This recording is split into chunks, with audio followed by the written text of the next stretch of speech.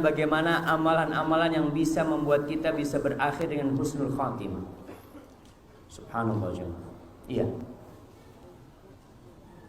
Jemaah, apa saja sih amalan agar kita bisa mati husnul khatimah? Yang pertama, antum harus jujur dalam beribadah kepada Allah, bukan pura-pura. Jadi kalau ingin berbuat baik dari hati, terus caranya gimana? Beramallah amalan-amalan yang tidak ada satupun makhluk yang melihat, sehingga Allah tahu kalau antum memang mengabdi kepada Allah dengan ikhlas dan tulus. Sedekah, biasa kita sedekah, tapi coba antum punya sedekah yang tidak ada orang yang tahu. Kata Nabi SAW, Sana'iul ma'ruf taqi masari as-su. Amal-amal kebajikan kita suka bantu orang itu akan menyelamatkan kita dari mati buruk. Tapi tentunya yang ikhlas. Ustaz, terang-terangan kan boleh sedekah, fadhol sedekah terang-terangan, asalkan ikhlas. Tapi kalau sembunyi-sembunyi, kata Allah, wa in tukhfuha wa tu'tuhal fuqara fa huwa khairul lakum, itu lebih baik. Antum harus punya ibadah tengah malam yang orang enggak ada yang ngelihat. Kita sholat berjamaah di masjid, semua ngelihat. Kita azan, semua ngelihat.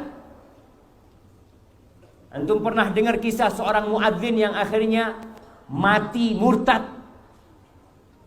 Muadzin dia. Biasa naik turun, dulu itu naik menara. Gara-gara melihat wanita, tergoda, ternyata dia seorang Nasraniyah. Akhirnya dia masuk ke agama Nasraniyah dengan wanita tersebut. Kok bisa nih tukang azan senantiasa memanggil orang untuk ke rumah Allah, mati su'ul khatimah? Mungkin saja jamaah. Karena apa? Karena amalan itu banyak dilihat orang. Kita ikhlas nggak beramal? Maka antum perlu punya amalan yang benar-benar lillahi ta'ala. Makanya kata Rasul SAW ketika berpesan kepada para sahabatnya, ketika beliau sampai ke Madinah, beliau mengatakan kepada para sahabatnya, Ayyuhan nas afshus salam wa at'imut ta'am wasilul arham wa sallu billahi wan niyasu niyam tadkhulul jannah bisalam. Wahai umat manusia, terbarkan salam.